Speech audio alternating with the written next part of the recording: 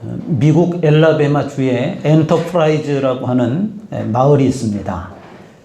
그런데 그 마을에는 아주 독특한 것이 하나 있는데, 그게 뭐냐면은 곤충 기념비라고 하는 것이 세워져 있다고 합니다.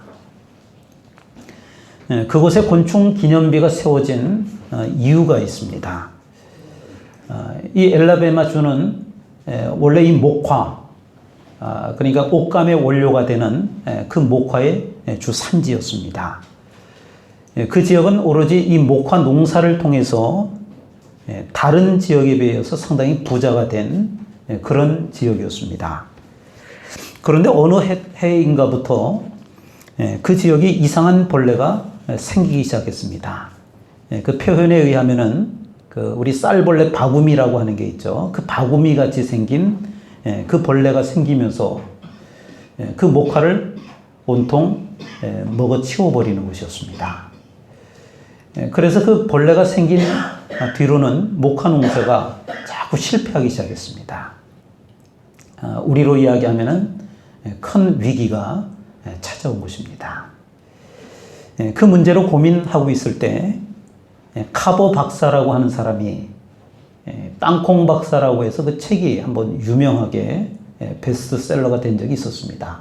카보 박사라고 하는 사람이 도대체 이 벌레가 왜 생겼고 또 이 문제를 해결할 수 있는 방법이 무엇일까 연구를 하기 시작했습니다. 한참을 연구한 뒤에 그 결과를 발표를 했는데, 그 결과는 그 벌레 때문에 더 이상은 어찌할 수 없다라고 하는 겁니다. 그러니까 엘라베마주라고 하는 곳에서 목화로 부자가 됐는데 이제 그 벌레를 퇴치할 방법이 없기 때문에 더 이상 목화를 심을 수 없다는 겁니다.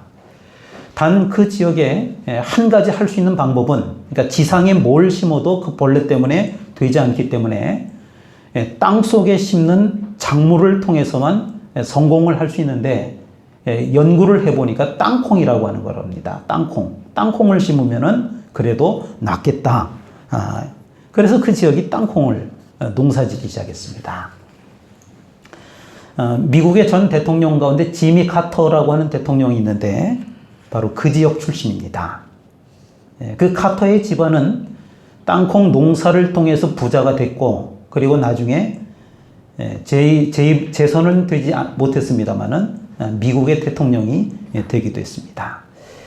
어쨌든지 간에 땅콩 농사를 지어서 그 지역이 큰 성공을 거두게 되었습니다. 그래서 그 벌레들의 공로를 인정을 해서, 그러니까 그 벌레들이 생겼기 때문에 목화 농사를 그만두고 땅콩을 심었는데, 그래서 더 큰 대박이 터졌는데 그 벌레들이 너무너무 고맙고 감사해서 그곳에다가 곤충 기념비라고 하는 것을 세웠다라고 하는 것입니다. 성도 여러분, 한번 우리가 이렇게 생각을 해볼까요? 그 벌레가 아니었다라고 하면, 그러니까 그 당시 그 벌레가 생기지 않았더라면 그곳 주민들이 땅콩을 심을 생각을 했을까요?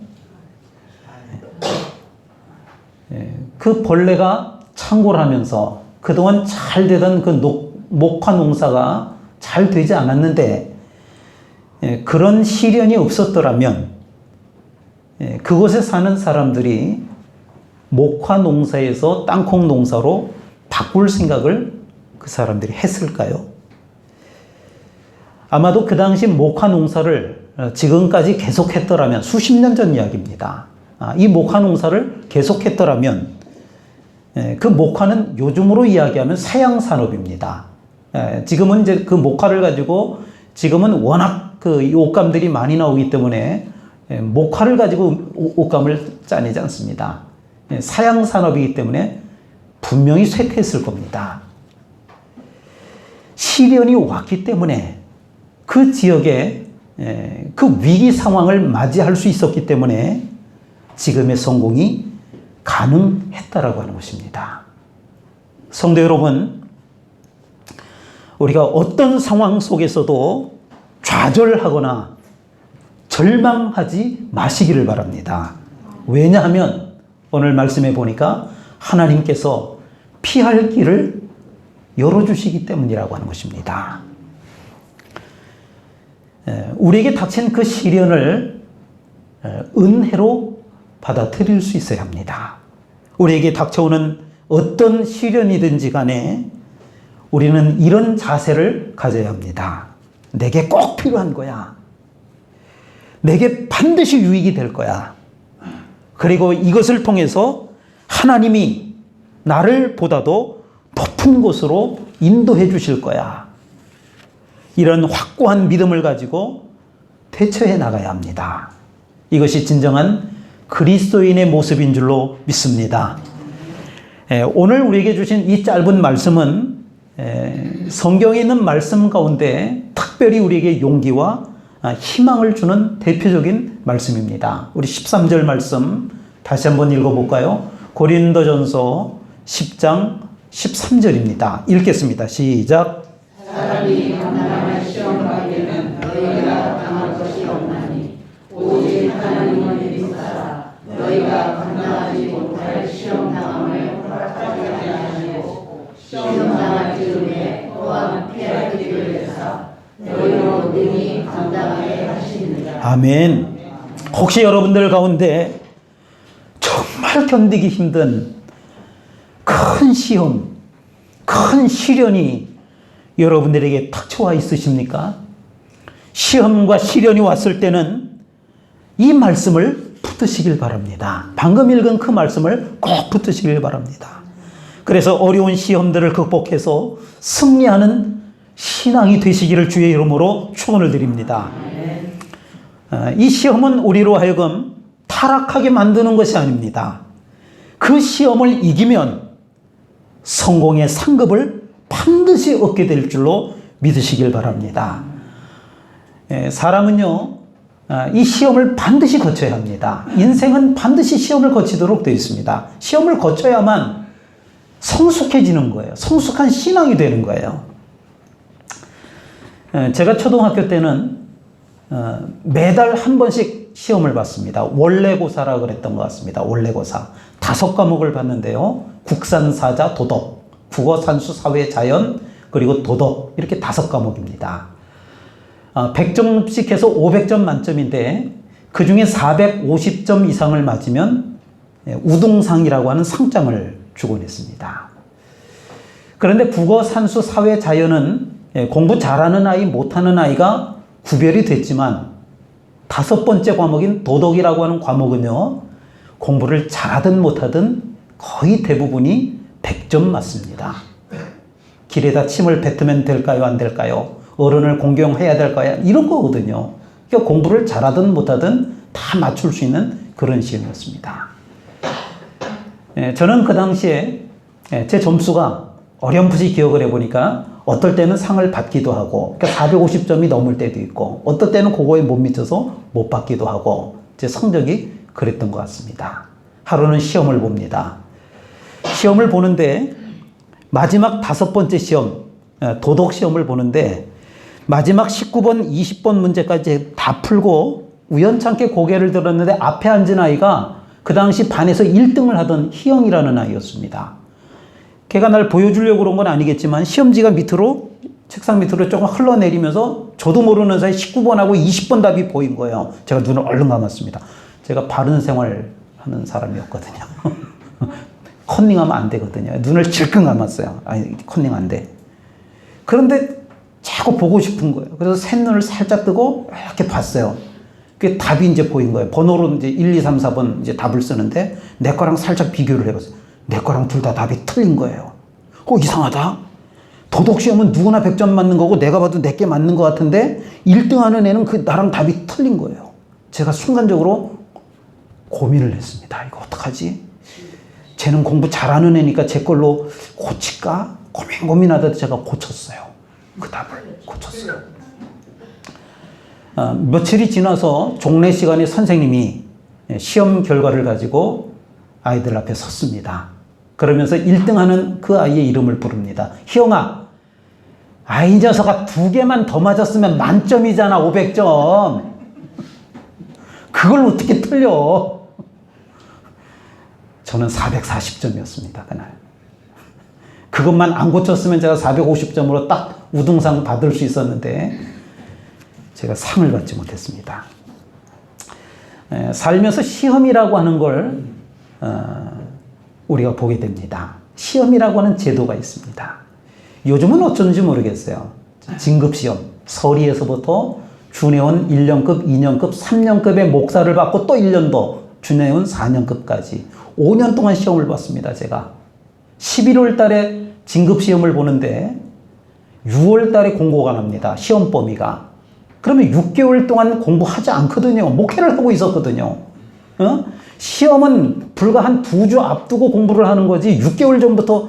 그런데 그 시험 발표가 나고 나면은 공부는 일절 안 하고 목회하느라고 바쁜데 무슨 시험 공부를 6개월 전부터 해요. 2주 전만 하면 되지. 그런데 6개월 동안 머리가 지끈지끈 아픈 거예요. 그 시험만 생각하면 결국 붙을 건데 어려운 시험도 아닌데. 그러면서 그 6개월 동안 그냥 그 범위에 나오는 그 성경도 폈다가 또 신학서적도 폈다가 또 덮었다가 뭐 이래가면서 깽깽거리면서 5년을 시험을 보면서 진급을 했습니다. 이 시험이라고 하는 제도가 굉장히 불편합니다. 도대체 누가 시험이라는 걸 만들어가지고 아니 목회 그냥 열심히 하도록 내비두지 왜 중간중간 그 시험 본다 그래가지고 이렇게 힘들게 하는 거야. 그런데 여러분 제가 가만히 돌이켜보니까 제가 살아온 그 인생을 돌이켜보니까 평생을 시험을 보면서 살았거든요. 가만히 돌이켜보니까 그 시험을 본다라고 하는 것이 나의 실력을 향상시키는 원동력이었다라고 하는 겁니다. 시험을 안 보면은요, 어떻게 됐을까요? 시험이라고 하는 제도가 없었더라면 내 실력이 어느 정도인지 제가 전혀 알 수 없습니다. 시험을 안 보면. 그렇잖아요. 내가 얼만큼 알고 있는지. 그런데 시험을 보니까 100점 만점에 80점을 맞은 거예요. 아, 내가 80점 정도의 이런 실력을 가지고 있구나. 더 열심히 해가지고 90점을 맞았어요. 열심히 했더니 내가 90점이라고 하는 실력이 왔구나. 또 열심히 못했어요. 70점으로 내려갔어요. 아, 내가 열심히 안 했더니 점수가 70점밖에 안 되는구나. 이걸 어떻게 알 수가 있죠? 시험이라고 하는 그 제도를 통해서 내 실력을 알 수 있었다라고 하는 거예요. 그 시험을 봤기 때문에 아, 나는 이런 부분에 있어서는 내가 좀 부족하구나. 또 이런 부분에 있어서는 내가 노력을 좀 덜 해도 내가 실력이 좀 나타나는구나. 나 자신을 정확히 볼 수 있는 그 원동력이 바로 시험이라고 하는 것이었습니다. 시험이라고 하는 제도가 없더라고 하면 내가 발전할 수 없다라고 하는 뜻입니다. 또 시험은 나 자신을 돌아보게 하고 또 나 자신을 생각하게 한다라고 하는 것입니다. 시험 없이 살아갈 수 있는 인생은 한 사람도 없습니다. 우리 인생이 위대해지기 위해서는 큰 시험을 거쳐야 하는 것입니다. 시험 없이 성공한다라고 하는 것은 잘못된 것입니다. 우리의 신앙도 마찬가지입니다. 시험의 과정을 거쳐야만 좀 더 성숙한 신앙을 갖게 되는 것입니다. 자녀를 키워보셨잖아요. 어렸을 때. 또 손주들을 크는 걸 보셨잖아요. 언제 크죠? 이상하게 아프고 나면 더 큰다 그래요. 아프고 나면. 아이가 한번 앓고 나면 그 아이의 생각이 달라지고 표현하는 것이 애가 좀 성숙해지고 달라진다라고 하는 겁니다. 어렸을 때 아이들을 키워본 경험입니다. 왜냐하면은 이 병이라고 하는 과정을 거쳐서 그 아이가 좀 더 성숙해지는 것입니다. 병이라고 하는 그 시험, 시련, 그 과정을 통해서 아이가 영그러져 가고 있다라고 하는 것입니다. 오늘 여러분들에게 시련이 있으십니까? 도저히 감당하기 어려운 역경을 겪고 계십니까?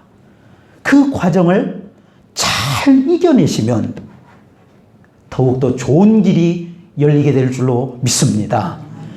그 시험을, 그 시련을 이기려고 우리가 애를 쓰고 노력을 하면 하나님께서는 더 좋은 것으로 채워주시는 줄로 믿습니다.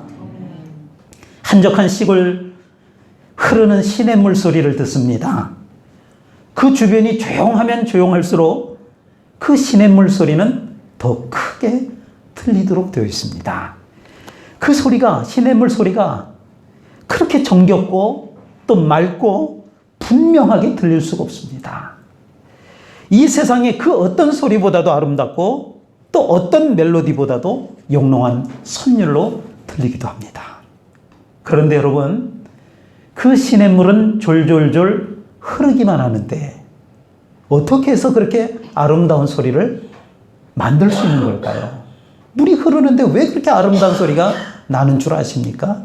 이런 비밀이 숨어 있습니다.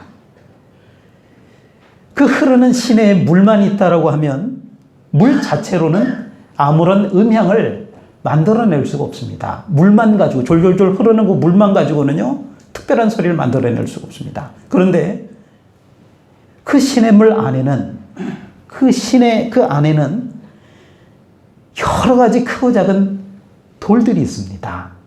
바위도 있고, 자갈도 있고, 또 중간돌도 있고, 또 굽이치기도 하고, 그런 여러 가지 장애물들이 그 시내 안에는 있다라고 하는 것입니다. 그러면 그 물은 졸졸졸 위에서 아래를 향해서 내려가는 것이 물인데 그냥 거침없이 내려가는 것이 아니고 그 내려가면서 크고 작은 여러 가지 돌들을 부딪혀 나가면서 헤쳐나가면서 나오는 소리가, 그 소리가 바로 시냇물 소리라고 하는 것입니다.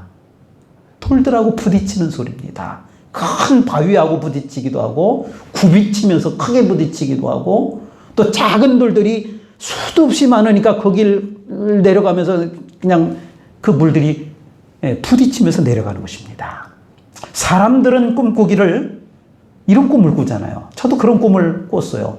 내 인생에는 아무런 고난도 없고 그냥 평탄하게 내가 원하는 목표를 그냥 무난하게 이루면서 그냥 살기를 원하는 거예요. 사람들은 그런 꿈을 다 가지고 있는 거예요. 그러나 우리 인생이 그렇다고 생각을 해보세요. 우리 인생이 아무런 고난도 없고 평탄하고 그냥 원하는 목표가 그냥 무난히 다 이루어지기만 해. 무료할 겁니다. 사는 것 자체가 무의미할 겁니다. 사는 가치를 느끼지 못할 겁니다. 인생의 참된 의미는 아름다운 소리를 발해야 하는 것입니다. 아름다운 소리. 그런데 그 소리는 시련이라고 하는 것으로 우리에게 다가온다라고 하는 것입니다. 인생에게 부딪히는 여러 가지 크고 작은 사건이라고 하는 그 돌들을, 시련의 돌들을 통과하면서 우리가 흘러내려가게 될 때 인간이 만들 수 없는 아름다운 삶의 선율을 만들게 되는 것입니다. 그리고 성숙해지는 것입니다. 시련이 여러분을 실패케 하는 것이 아닙니다. 그 과정을 통해서 좀 더 좋은 자리로 여러분들을 인도하고 계시는 줄로 믿습니다. 내게 있는 어려움은 나를 더욱 빛나게 하는 요소가 될 줄로 믿으시길 바랍니다. 나의 인생을 더욱 아름답게 하는 소재가 될 줄로 믿으시기를 바랍니다. 그렇기 때문에 시험 당할 때 하나님만 더욱 의지해야 한다라고 하는 것입니다. 어려운 시련이 닥칠 때 내 힘으로는 극복할 수 없을 때가 많습니다. 도저히 내가 이 문제를 해결할 수 없다라고 생각할 때가 많습니다. 그럴 때 우리가 어떻게 합니까? 그럴 때 우리로 하여금 겸손하게 하나님을 찾습니다. 내 부족함을 깨닫습니다. 몸을 꿇고 기도하게 되는 것입니다. 하나님을 의지하게 하는 축복이 바로 시험을 통해서 이루어지는 것입니다. 고린도전서 10장 12절 말씀, 그러므로 스스로 섰다고 하는 자는 넘어질까 조심하라. 우리가 무언가를 할 수 있다고 생각하는 그 순간에 시험 당할 때가 있다라고 하는 것입니다. 그때 우리는 하나님 앞에 무릎을 꿇습니다. 그리고 하나님께서 주시는 능력으로 승리하게 되는 것입니다. 두 아이가 나트막한 그 나무 위로 올라갑니다. 밑을 바라보지 않고 위를 바라보면서 올라가기 때문에 올라가는 것은 쉽게 할 수 있습니다. 그런데 막상 올라가서 보니까 내려오려고 눈은 높이 있거든요. 발보다. 밑에가 까마득해 보입니다. 아찔했습니다. 그래서 그 두 아이는 그 나무 위에서 내려오지도 못하고 오들오들 떨고 있었습니다. 지나가던 어른이 밑에서 양팔을 벌리고 뛰어내려, 내가 받아줄게, 그렇게 이야기를 합니다. 그러자 한 아이가 거침없이 뛰어내려서 요만큼 뛰어내려놓으니까 어른이 받아주는 거죠. 받아줬습니다. 또 한 아이도 그 모습을 보고 그 친구가 뛰어내리는 걸 보고 뛰어내리려고 몇 번을 시도를 합니다. 그런데 뛰어내릴까 말까 하다가 결국 못 뛰어내리고 울음을 터뜨립니다. 그러자 그 어른이 그 아이를 올라가서 내려주었습니다. 그 어른은 먼저 뛰어내린 아이의 아버지였습니다. 그 아이는 어려움이 생기자 아버지를 의지한 것입니다. 별로 어려운 일이 아니라고 하면 아버지의 도움이 아마 필요 없었을 겁니다. 스스로 내려왔을 겁니다. 그러나 도움이 필요할 때는 아버지가 그에게 도움이 되어 주었다라고 하는 것입니다. 우리는 시련과 고난의 홍수가 밀려오게 될 때 그로 인해 아픔을 바라보고 절망할 것이 아닙니다. 고난의 홍수 위에 계신 하나님을 바라보시기를 바랍니다. 하나님은 시련의 홍수를 통해서 믿는 자에게 복을 주시는 하나님이십니다. 서울 그 성동 지방, 우리가 흔히 뚝섬이라고 하는 지역인데요. 그 뚝섬에 가면 성암교회라고 하는 교회가 있습니다. 거기에는 서덕훈 장로님과 김정숙 권사님이라고 하는 분이 계십니다. 1992년 제가 그 교회에서 부교육자로 사역을 할 때 그분들은 권사님이셨고 또 여자분은 집사님이셨습니다. 남자 권사님은 생김새가 영락없는 산적처럼 생겼습니다. 또 여자 집사님은 기도를 얼마나 부르짖어 하는지 목소리가 거의 남자 목소리 같습니다. 제가 그 교회 갔을 때 그 교회는 성전 건축을 막 끝낸 상태였습니다. 그런데 그 교회가 성전 건축을 시작할 무렵에 그 권사님이 프레스 공장을 하고 있었습니다. 뚝섬이라고 하는 지역은요, 요즘은 달라졌습니다만은 예전의 뚝섬은 지금의 이 부천 지역하고 비슷합니다. 그러니까 저 춘희동 저 너머 쪽으로 그 프레스 공장이라든지 왜 조그만 공장들이 부천에도 와서 보니까 뚝섬같이 쫙 있더라고요. 뚝섬이 그런 지역이었습니다. 이 권사님은 뚝섬, 그 프레스 공장이라고 해서 뭐 굉장히 큰 게 아니고 뭐 우리 뭐 요 조그만 공간, 요런데 뭐 가게를 하는 거죠, 가게. 그래 프레스 공장을 했는데 그게 부도가 나서 망한 상태였습니다. 그 교회가 건축을 막 했을 때, 막 하고 있을 때 그 프레스 공장이 망했다는 거예요. 그분들에게 큰 시련이 온 겁니다.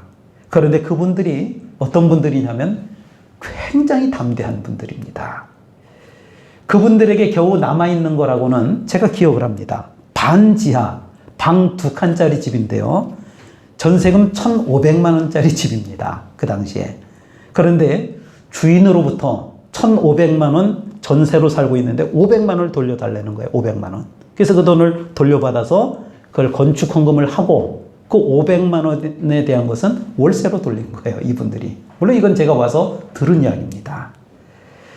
또 중학생과 초등학생 다니는 아들만 둘이 있었는데 제가 그 집에 가서 보니까 그 집안 꼴이 말이 아닙니다. 뭐 반지하에 집 구조가 이런 거죠. 현관을 들어가면 그냥 이렇게 복도 비슷하게 거실이 있고 방 2칸 작은 게 있는 거예요. 그런 아주 작은 그런 집입니다. 그런데 그 두 분은요, 늘 자신감이 넘치고 얼마나 활기찬지 몰라요. 저는 굉장히 행복한 사람들인 줄 알았어요. 처음에 봤을 때. 그러면서 뭐라고 탁 하면 저한테 그러냐. 자기들은 하나님 빽이 있대요. 하나님 빽. 하나님 빽이 있다는 거예요. 쫄딱 망해가지고 그 반지하에 그렇게 어렵게 사는데 자기들은 빽이 있다는 거예요. 또 그 교회 그 서덕훈 권사님 같은 분들이 많습니다. 그 청장년들이라 그러죠. 그 청장년들이 있었는데 이 사람들이 돈을 모아가지고 승합차를 샀습니다. 그 청장년들이 뭐 하는 사람들이냐면 다 그렇게 조그만 공장도 하고 이런 사람들이에요. 몇 사람이 의기투합해서 봉고차를 하나 산 거죠. 그걸 교회용으로 산 게 아니고 자신들이 일하는데 쓸 목적으로 산 거예요. 그런데 교회에서 더 필요할 것이라고 해서 그 봉고차를 교회에다 새로 사가지고 그 당시 베스타라고 하는 차죠. 기아 베스타. 그걸 사다 놓은 거예요. 그리고 자신들이 쓸 일이 있으면 교회에 와서 허락을 받고 갖다 쓰는 거예요. 물론 보험료, 세금, 기름값 이건 다 자신들이 냅니다. 참으로 귀한 일이 아닐 수 없습니다. 제가 그 교회를 사임하고 나올 무렵에 그 서덕훈 권사님이 그 가정이 저보고 개업 예배를 드려달랍니다. 담임 목사님이 중국 선교를 떠나 있는 그 상황이었기 때문에 선교를 가셨기 때문에 저보고 담임 목사님 허락을 받고 예배를 드려달라는 거예요.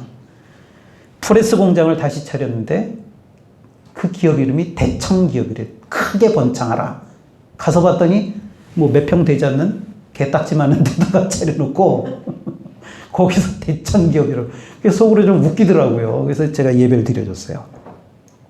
저는 그 교회를 사임하고 본격적으로 제가 마포에서 목회를 하게 되었는데 그분들에 대한 소식을 듣기도 하고 또 그분들을 만나서 이야기를 듣게 되었습니다.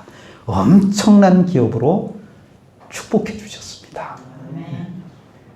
저 전라북도 어디에 뭐 그 공장도 있고요. 그 11조가 엄청나더라고요. 제가 뭐 액수는 말씀 안 드리겠는데 정말 상상을 초월할 정도로 하나님께서 복을 부어주셨습니다. 그 두 아들은 그 당시 공부를 가르칠 수 있는 또 아이들이 잘 할 수 있는 그런 환경도 아니었습니다. 그런데 나중에 그 여자 권사님으로부터 직접 이야기를 들어보니까 좋은 여건을 잘 만났다는 거예요, 사람을. 그래서 큰아들은 국비 장학생으로 버클리라고 하는 아주 유명한 미국의 대학이 있습니다. 거길 갔고요. 둘째는 서울대학을 다녔습니다. 깜짝 놀랐습니다. 말끝마다 하나님이 우리의 백입니다. 이렇게 말씀하시던 그분들이 생각이 납니다. 어려움이 생기니까 오히려 더욱 하나님께 매달리는 그분들의 모습이 기억납니다. 결국 하나님께서는 그분들을 도우셨습니다. 요즘 아시안 게임이라고 하는 것이 시작했습니다. 관심이 그렇게 크게 있지 않아서 잘 들여다보지는 않습니다만은 아마 모르긴 해도 각 종목마다 금메달을 따는 선수가 있을 것이고 또 예선에서 탈락하는 선수도 있을 겁니다.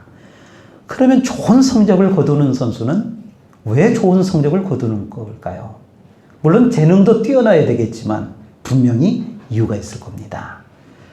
운동선수들은 아침 일찍 일어나서 달리기를 하고 끊임없이 신체를 단련을 합니다. 그리고 자신이 해야 될 그 종목에 대해서 최선을 다해서 준비를 합니다. 굉장히 심한 훈련, 고통, 그 훈련의 강도가 얼마나 센지 도망가는 사람도 있다고 합니다. 또 이 선수들이 나중에 훗날 자신들이 태릉 선수촌에서 훈련했던 그 과정들을 이야기하면서 다시 하라 그러면 도저히 자기는 할 수 없다고 할 정도로 아주 극심한 육체적인 고통을 당하면서 훈련을 받기도 합니다. 그 심한 훈련은 그들에게 있어서 큰 고통이지만 이런 고통을 통해서 체력이 강해지는 것이고 실력이 향상되는 것이고 나중에는 승리의 열매를 따게 되는 것입니다. 이처럼 신앙생활도 시험을 통하고 고난을 통해야 강해지고 성숙해지는 것입니다. 성도는 시험과 고난을 통해 반드시 힘을 얻게 될 줄로 믿습니다.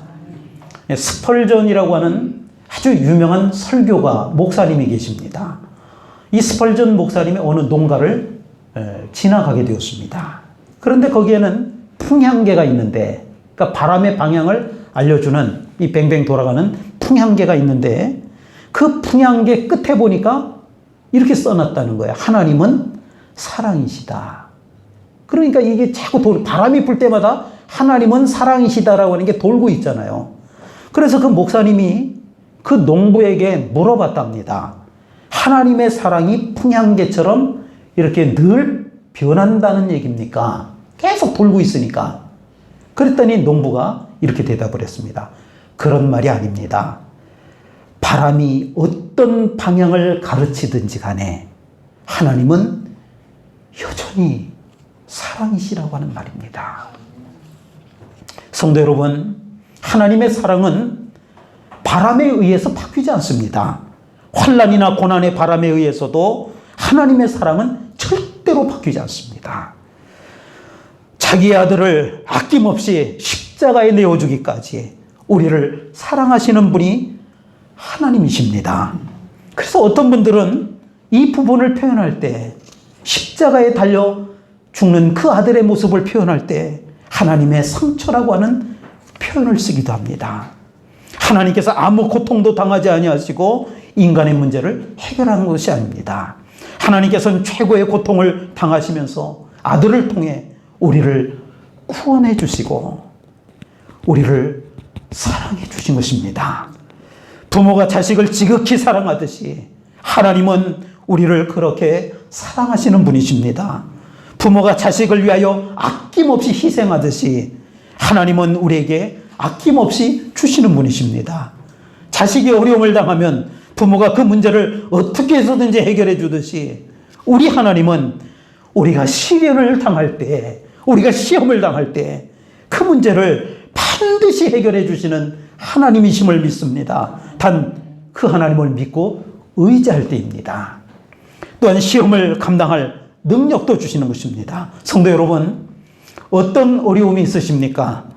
어떤 시련으로 고통을 당하고 계십니까? 하나님은 능히 이기게 해주실 것입니다. 그리고 우리 곁에서 세밀하게 도와주실 것입니다. 하나님만 믿고 의지하시다가 놀라운 간증거리가 생기시기를 주의 이름으로 축원을 드립니다. 기도하겠습니다. 하나님 아버지, 우리가 이 세상을 살다 보면 예기치 못한 어려움을 당하기도 합니다.